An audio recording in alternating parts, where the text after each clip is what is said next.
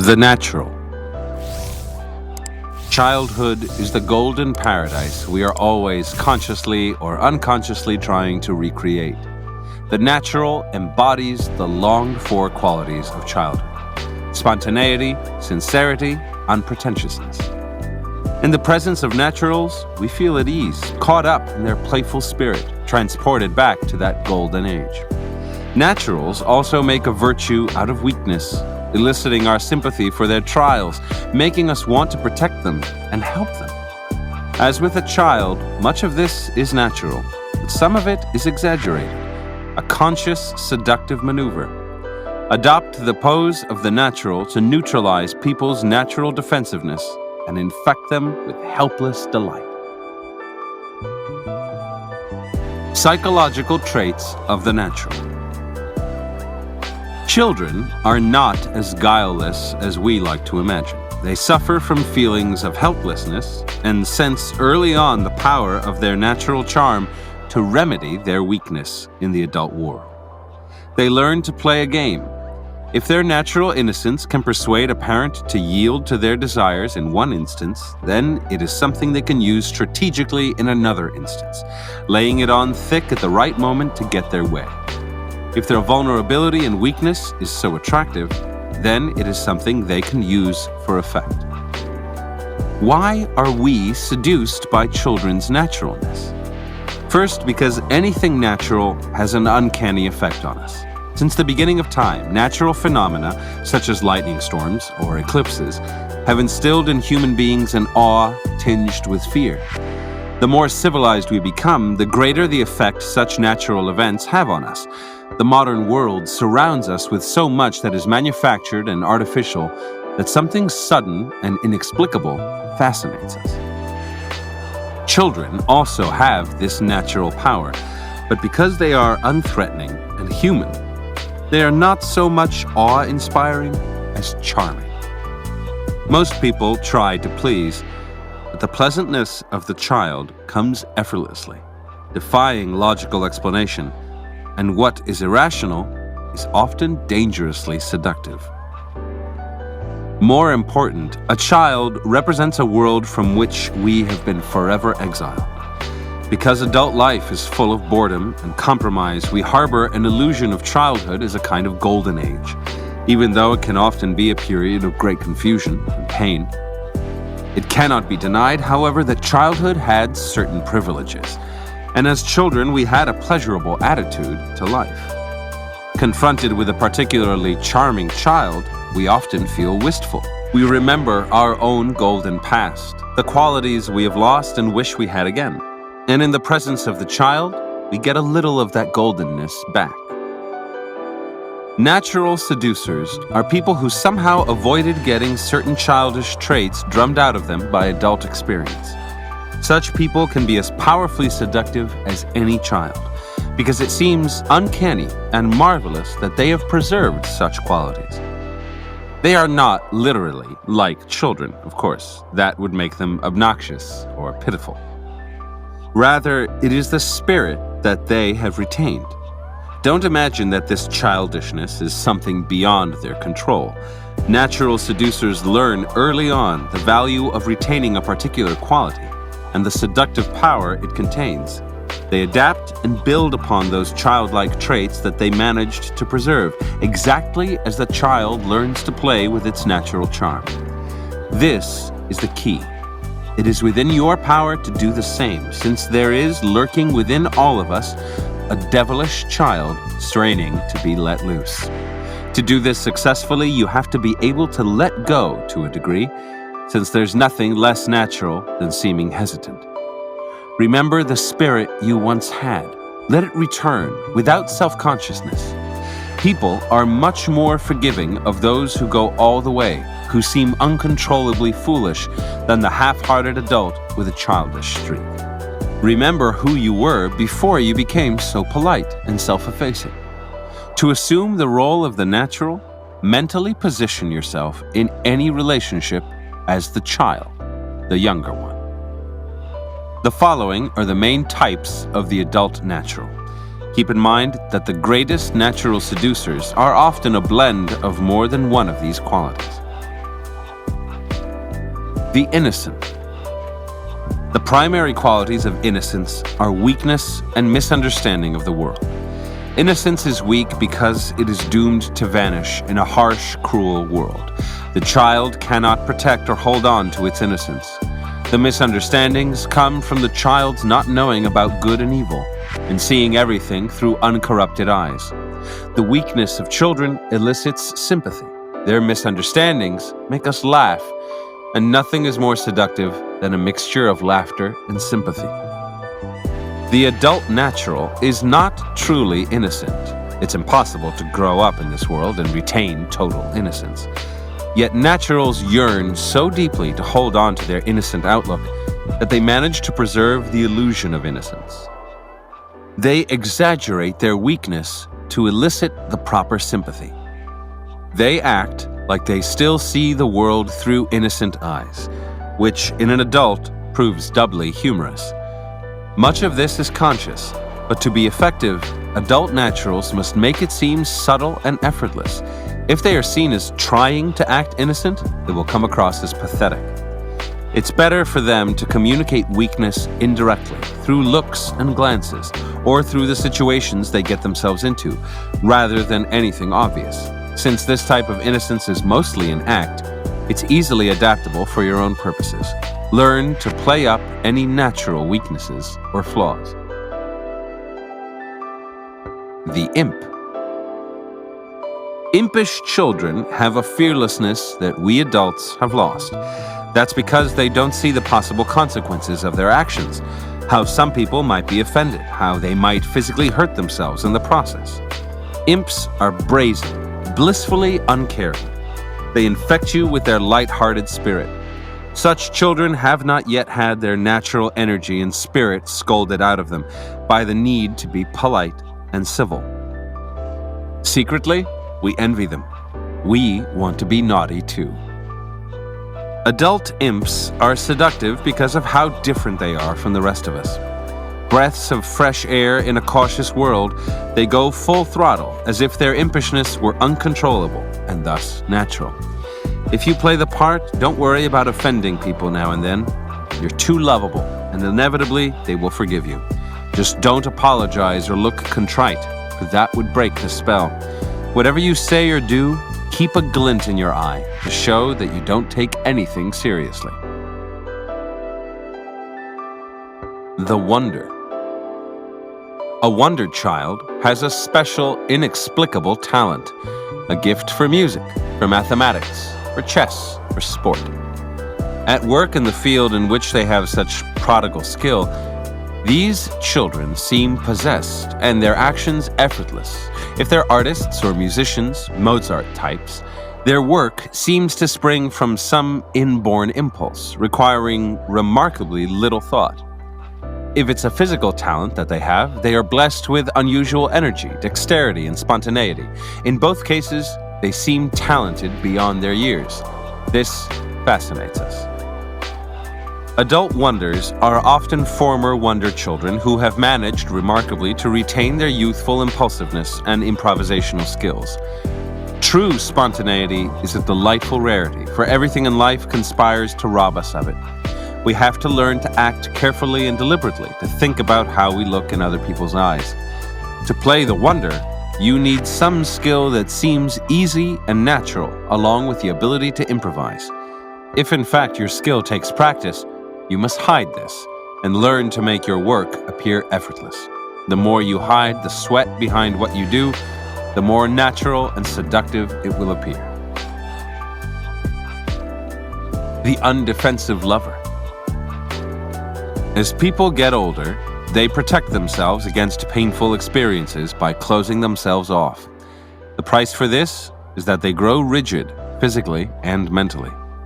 But children are by nature unprotected and open to experience, and this receptiveness is extremely attractive. In the presence of children, we become less rigid, infected with their openness. That is why we want to be around them.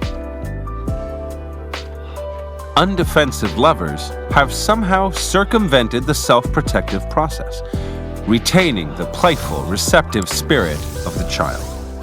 They often manifest this spirit physically. They are graceful, and seem to age less rapidly than other people. Of all the natural's character qualities, this one is the most useful. Defensiveness is deadly in seduction. Act defensive, and you'll bring out defensiveness in other people. The undefensive lover, on the other hand, lowers the inhibitions of his or her target, a critical part of seduction. It's important to learn to not react defensively. Bend instead of resist. Be open to influence from others, and they will more easily fall under your spell. Examples of natural seducers. 1. As a child growing up in England, Charlie Chaplin spent years in dire poverty, particularly after his mother was committed to an asylum. In his early teens, forced to work to live, he landed a job in vaudeville, eventually gaining some success as a comedian. But Chaplin was wildly ambitious, and so in 1910, when he was only 19, he emigrated to the United States, hoping to break into the film business.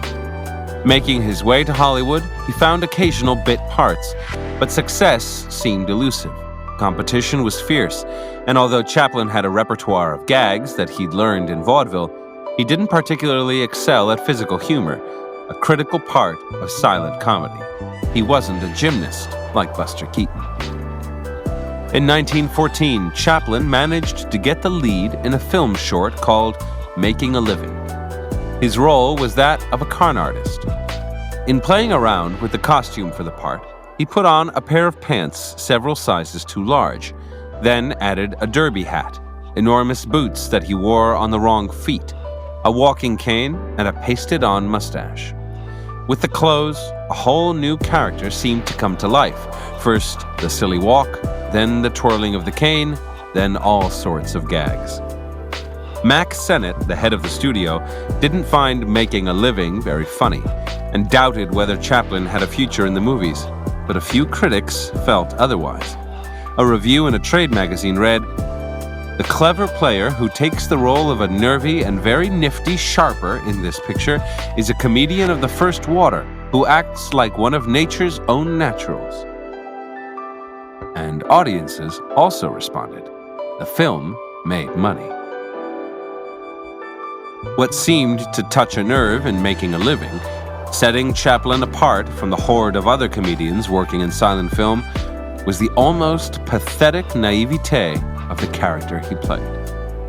Sensing he was onto something, Chaplin shaped the role further in subsequent movies, rendering him more and more naive. The key was to make the character seem to see the world through the eyes of a child. In The Bank, he is the bank janitor who daydreams of great deeds while robbers are at work in the building.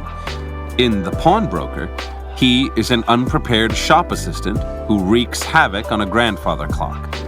In Shoulder Arms, he is a soldier in the bloody trenches of World War I, reacting to the horrors of war like an innocent child. Chaplin made sure to cast actors in his films who were physically larger than he was, subliminally positioning them as adult bullies and himself as the helpless infant. And as he went deeper into his character, something strange happened. The character and the real-life man began to merge. Although he had had a troubled childhood, he was obsessed with it. For his film Easy Street, he built a set in Hollywood that duplicated the London streets he had known as a boy. He mistrusted the adult world, preferring the company of the young, or the young at heart. 3 of his 4 wives were teenagers when he married them. More than any other comedian, Chaplin aroused a mix of laughter and sentiment. He made you empathize with him as the victim, feel sorry for him the way you would for a lost dog. You both laughed and cried, and audiences sensed that the role Chaplin played came from somewhere deep inside, that he was sincere, that he was actually playing himself. Within a few years after Making a Living, Chaplin was the most famous actor in the world. There were Chaplin dolls, comic books, toys, popular songs, and short stories were written about him. He became a universal icon. In 1921, when he returned to London for the first time since he'd left it, he was greeted by enormous crowds, as if at the triumphant return of a great general. The greatest seducers, those who seduce mass audiences, nations, the world, have a way of playing on people's unconscious, making them react in a way they can neither understand nor control. Chaplin inadvertently hit on this power when he discovered the effect he could have on audiences by playing up his weakness, by suggesting that he had a child's mind in an adult body. In the early 20th century, the world was radically and rapidly changing. People were working longer and longer hours at increasingly mechanical jobs. Life was becoming steadily more inhuman and heartless, as the ravages of World War I made clear. Caught in the midst of revolutionary change, people yearned for a lost childhood that they imagined as a golden paradise. An adult child like Chaplin has immense seductive power, for he offers the illusion that life was once simpler and easier, and that for a moment, or for as long as the movie lasts, you can win that life back. In a cruel, amoral world, naivete has enormous appeal. The key is to bring it off with an air of total seriousness, as the straight man does in stand-up comedy. More important, however, is the creation of sympathy.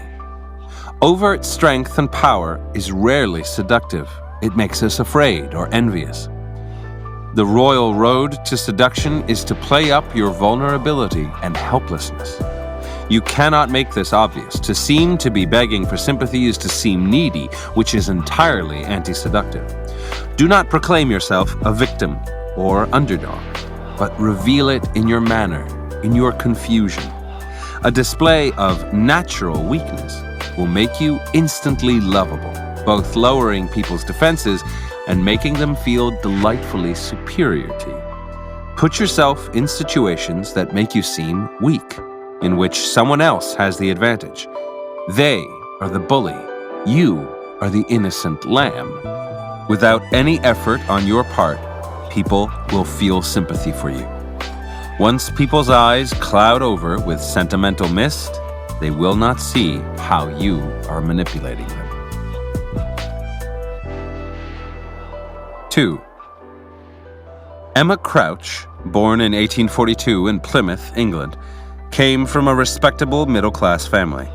Her father was a composer and music professor who dreamed of success in the world of light opera.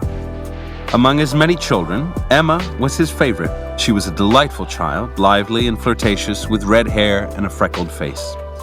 Her father doted on her and promised her a brilliant future in the theater.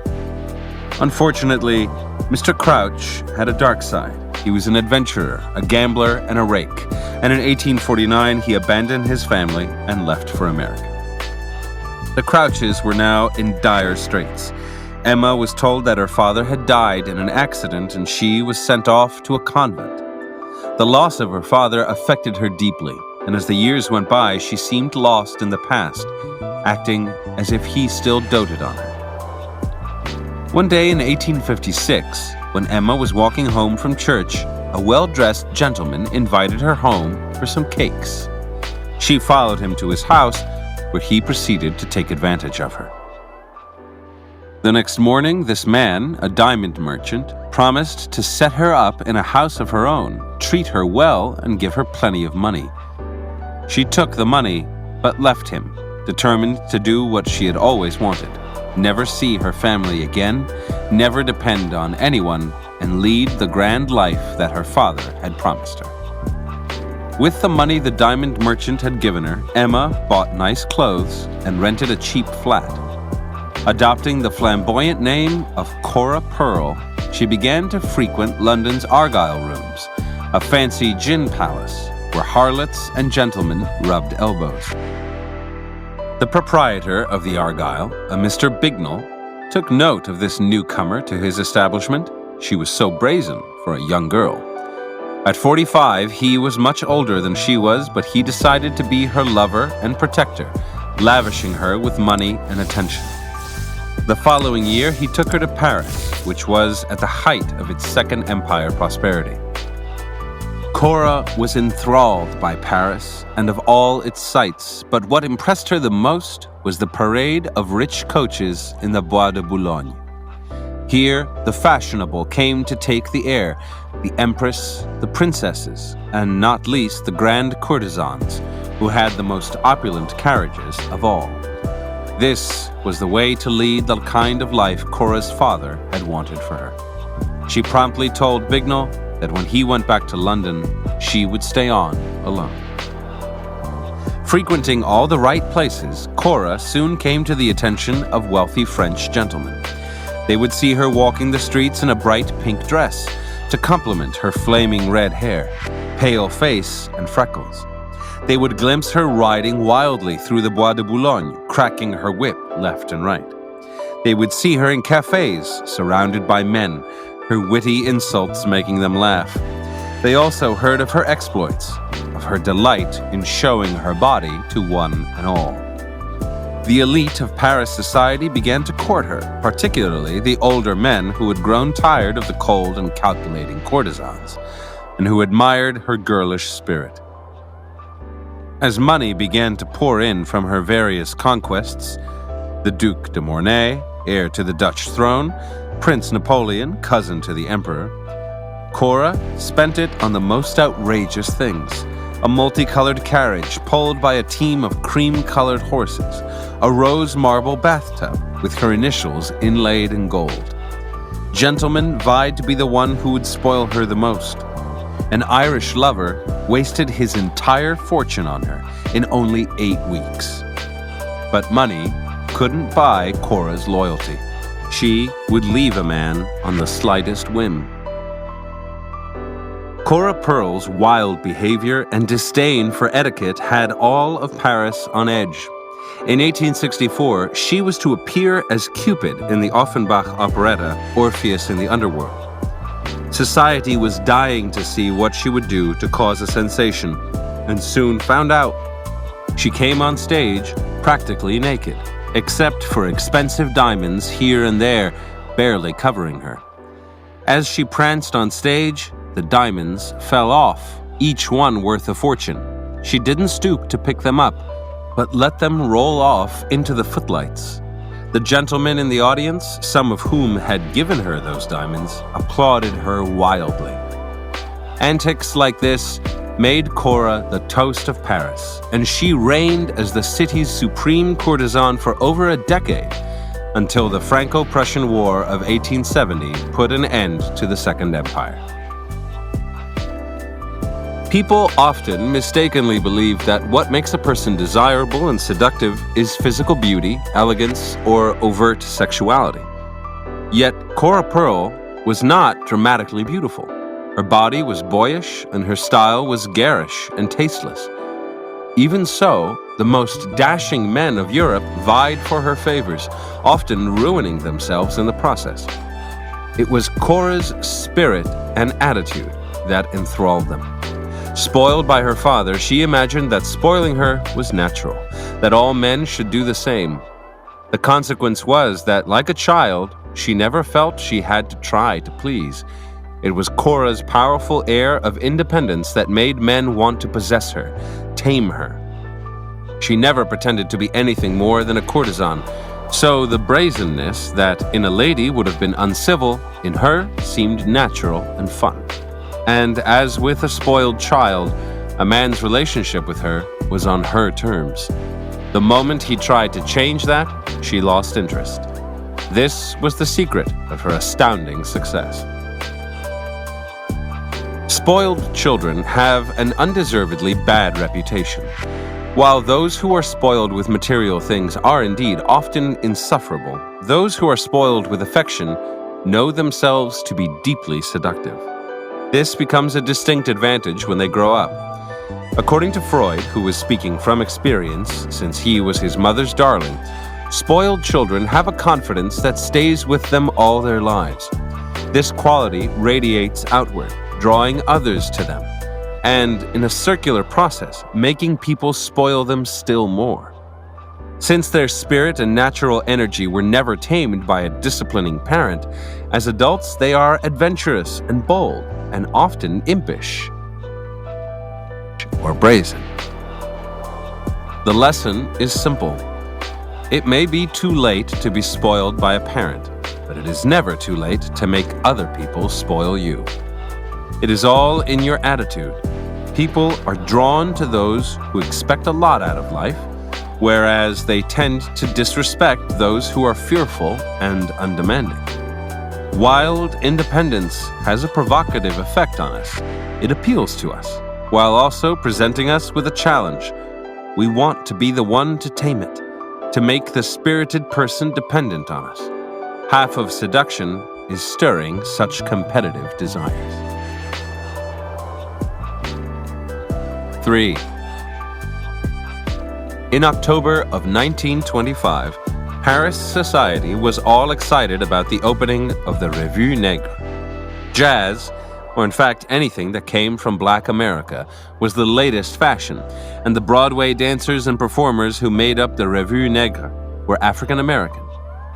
On opening night, artists and high society packed the hall. The show was spectacular, as they expected, but nothing prepared them for the last number performed by a somewhat gawky, long-legged woman with the prettiest face, Josephine Baker, 20-year-old chorus girl from East St. Louis. She came on stage bare-breasted, wearing a skirt of feathers over a satin bikini bottom, with feathers around her neck and ankles. Although she performed her number, called Danse Sauvage, with another dancer, also clad in feathers, all eyes were riveted on her. Her whole body seemed to come alive in a way the audience had never seen before, her legs moving with the litheness of a cat, her rear end gyrating in patterns that one critic likened to a hummingbird's. As the dance went on, she seemed possessed, feeding off the crowd's ecstatic reaction. And then there was the look on her face. She was having such fun. She radiated a joy that made her erotic dance oddly innocent, even slightly comic. By the following day, word had spread. A star was born. Josephine became the heart of the Revue Negre, and Paris was at her feet. Within a year, her face was on posters everywhere. There were Josephine Baker perfumes, dolls, clothes. Fashionable French women were slicking their hair back a la Baker, using a product called Baker Fix.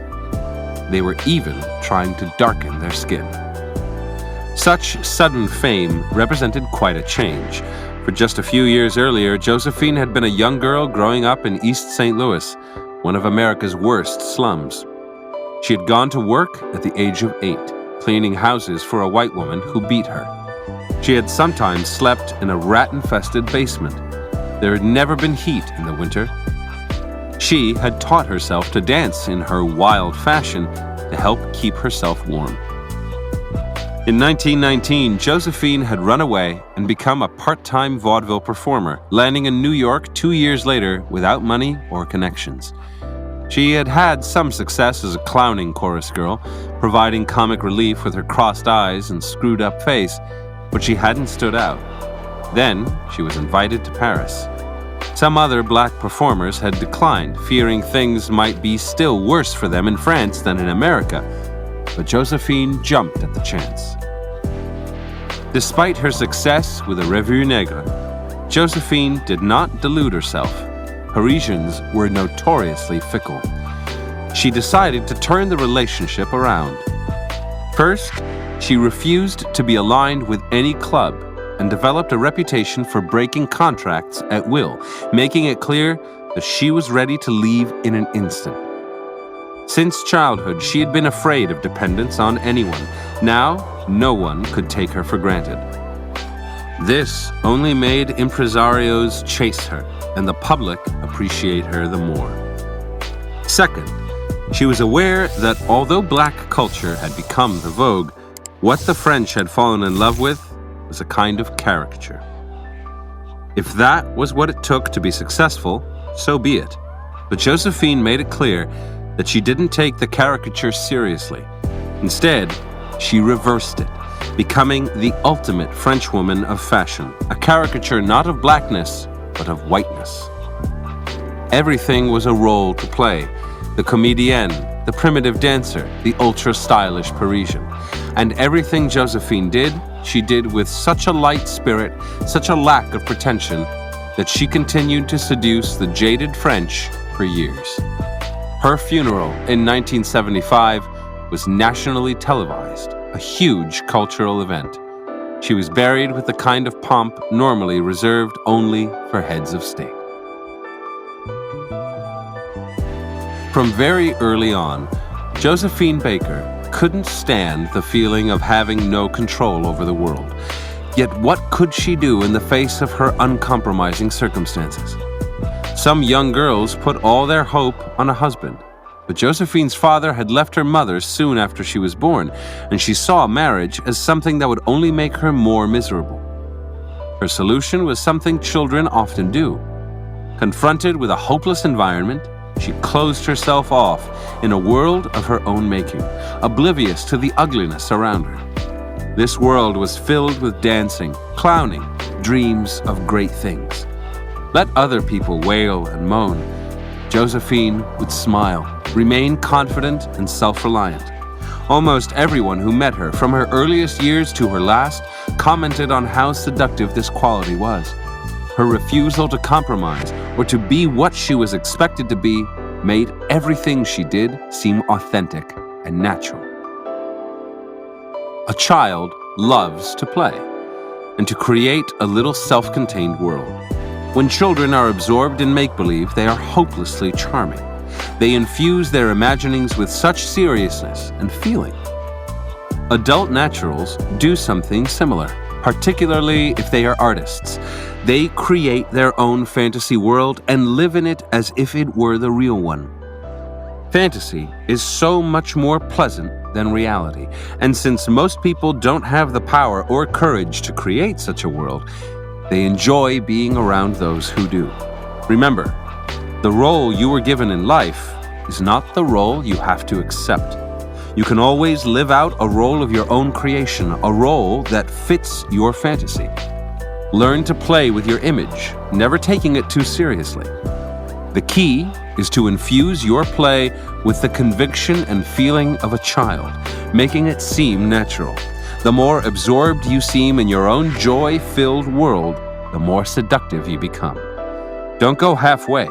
Make the fantasy you inhabit as radical and exotic as possible, and you will attract attention like a magnet. 4. It was the festival of the cherry blossom at the Heian court in late 10th century Japan. In the emperor's palace, many of the courtiers were drunk and others were fast asleep, but the young princess Oborozukiyo, the emperor's sister-in-law, was awake and reciting a poem. What can compare with the misty moon of spring? Her voice was smooth and delicate. She moved to the door of her apartment to look at the moon. Then suddenly she smelled something sweet and a hand clutched the sleeve of her robe. "Who are you?" she said, frightened. "There's nothing to be afraid of," came a man's voice, and continued with a poem of his own. Late in the night we enjoy a misty moon. There is nothing misty about the bond between us. Without another word, the man pulled the princess to him and picked her up, carrying her into a gallery outside her room, sliding the door closed behind him. She was terrified and tried to call for help. In the darkness, she heard him say, a little louder now, "It will do you no good. I am always allowed my way. Just be quiet, if you will, please." Now, the princess recognized the voice and the scent. It was Genji, the young son of the late emperor's concubine, whose robes bore a distinctive perfume. This calmed her somewhat, since the man was someone she knew. But on the other hand, she also knew of his reputation. Genji was the court's most incorrigible seducer, a man who stopped at nothing. He was drunk, it was near dawn, and the watchmen would soon be on their rounds. She didn't want to be discovered with him. But then she began to make out the outlines of his face. So pretty, his look so sincere, without a trace of malice. Then came more poems, recited in that charming voice, the words so insinuating. The images he conjured filled her mind and distracted her from his hands. She could not resist him. As the light began to rise, Genji got to his feet. He said a few tender words, they exchanged fans, and then he quickly left. The serving women were coming through the emperor's rooms by now, and when they saw Genji scurrying away, the perfume of his robes lingering after him, they smiled, knowing he was up to his usual tricks. But they never imagined he would dare approach the sister of the emperor's wife. In the days that followed, Oborozuki-yo could only think of Genji. She knew he had other mistresses, but when she tried to put him out of her mind, a letter from him would arrive, and she would be back to square one. In truth, she had started the correspondence, haunted by his midnight visit. She had to see him again. Despite the risk of discovery and the fact that her sister Kokiden, the emperor's wife, hated Genji, she arranged for further trysts in her apartment. But one night, an envious courtier found them together. Word reached Kokiden, who naturally was furious. She demanded that Genji be banished from court, and the emperor had no choice but to agree. Genji went far away, and things settled down. Then the emperor died, and his son took over. A kind of emptiness had come to the court. The dozens of women whom Genji had seduced could not endure his absence and flooded him with letters. Even women who had never known him intimately would weep over any relic he had left behind, a robe, for instance, in which his scent still lingered. And the young emperor missed his jocular presence, and the princesses missed the music he had played on the koto, and Oborozuki-yo pined for his midnight visits. Finally, even Kokiden broke down, realizing that she couldn't resist him. So Genji was summoned back to the court, and not only was he forgiven, he was given a hero's welcome. The young emperor himself greeted the scoundrel with tears in his eyes. The story of Genji's life is told in the 11th century novel The Tale of Genji, written by Murasaki Shikibu, a woman of the Heian court. The character was most likely based on a real-life man, Fujiwara no Korechika.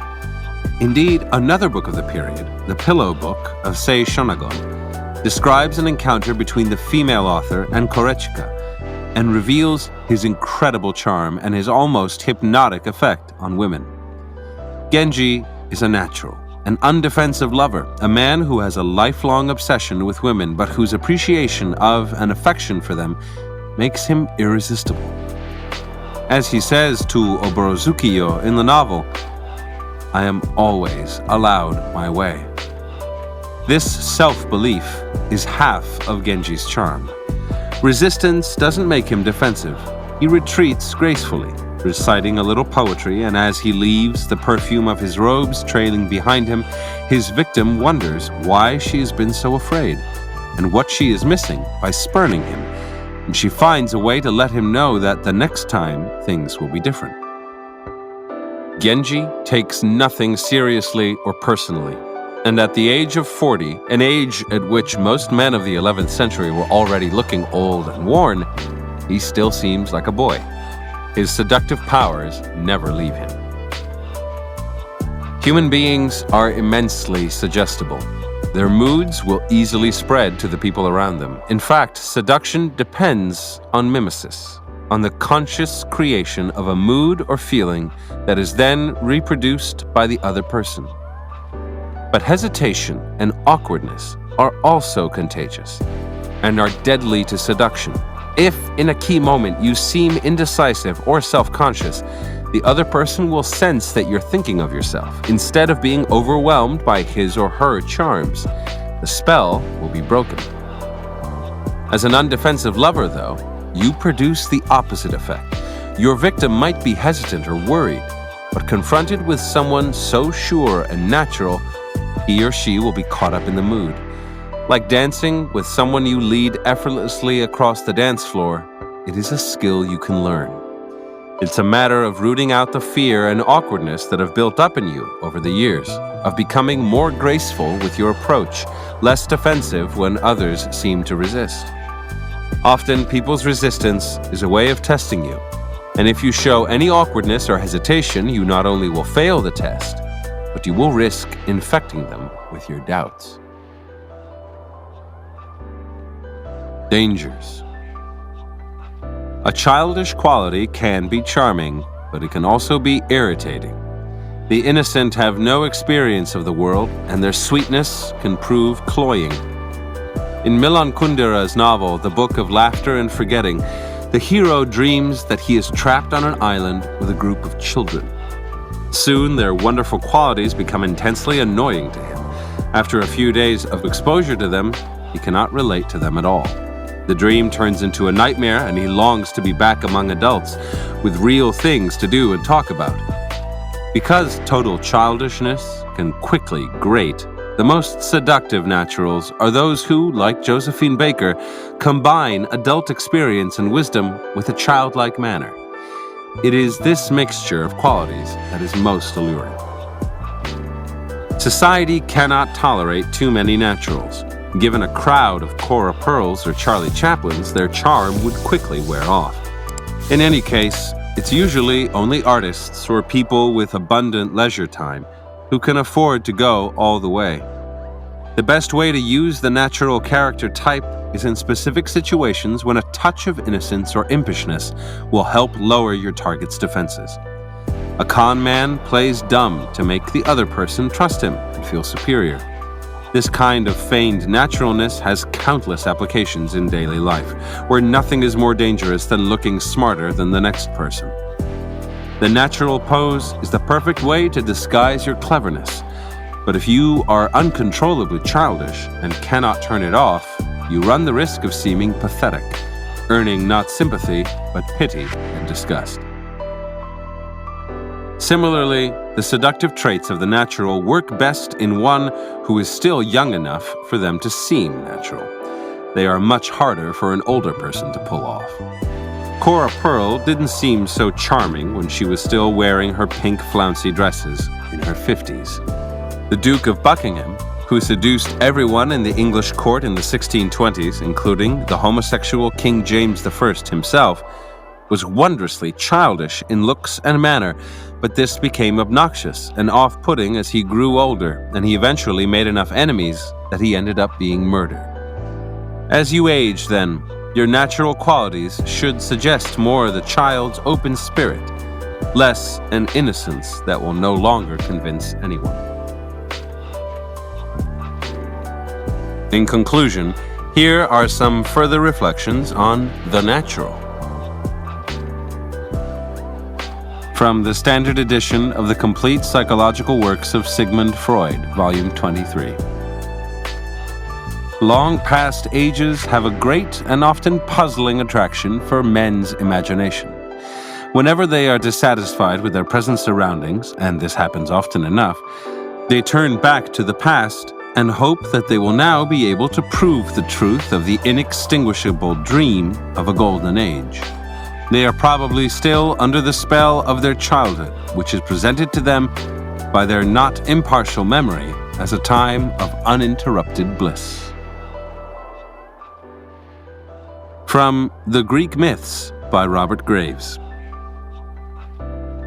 When Hermes was born on Mount Selene, his mother Maia laid him in swaddling bands on a winnowing fan. But he grew with astonishing quickness into a little boy, and as soon as her back was turned, slipped off and went looking for adventure. Arrived at Pieria, where Apollo was tending a fine herd of cows, he decided to steal them. But fearing to be betrayed by their tracks, he quickly made a number of shoes from the bark of a fallen oak and tied them with plaited grass to the feet of the cows, which he then drove off by night along the road. Apollo discovered the loss, but Hermes' trick deceived him, and though he went as far as Pylos in his westward search and to Ancestus in his eastern, he was forced in the end to offer a reward for the apprehension of the thief.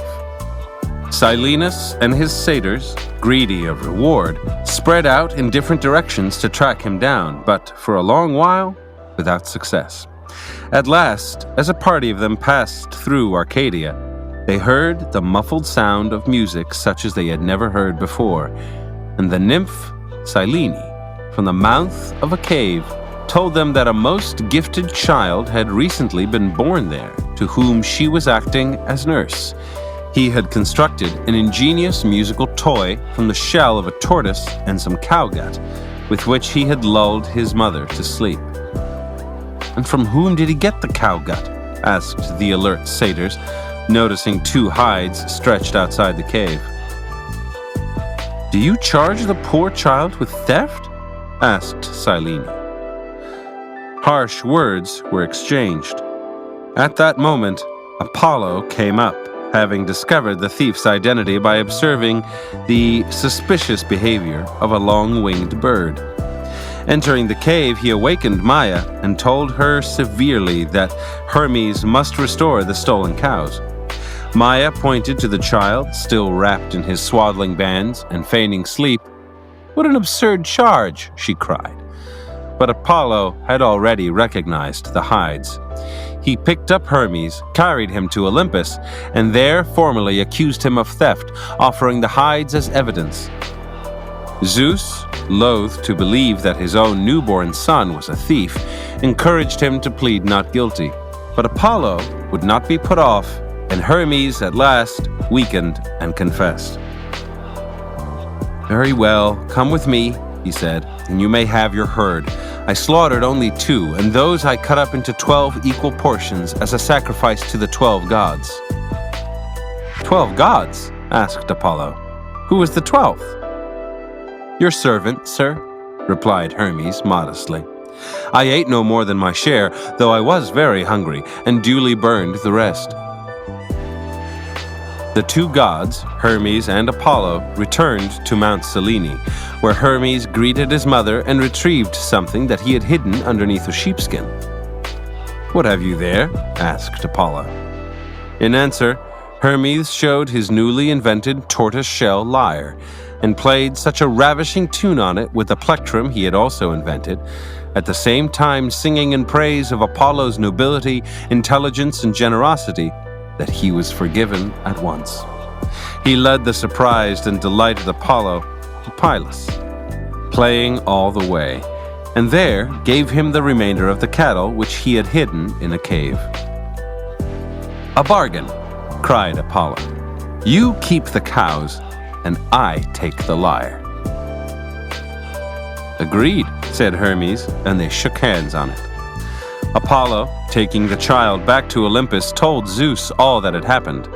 Zeus warned Hermes that henceforth he must respect the rights of property and refrain from telling downright lies, but he could not help being amused. "You seem to be a very ingenious, eloquent, and persuasive godling," he said. "Then make me your herald, father," Hermes answered, "and I will be responsible for the safety of all divine property and never tell lies, though I cannot promise always to tell the whole truth." "That would not be expected of you," said Zeus with a smile.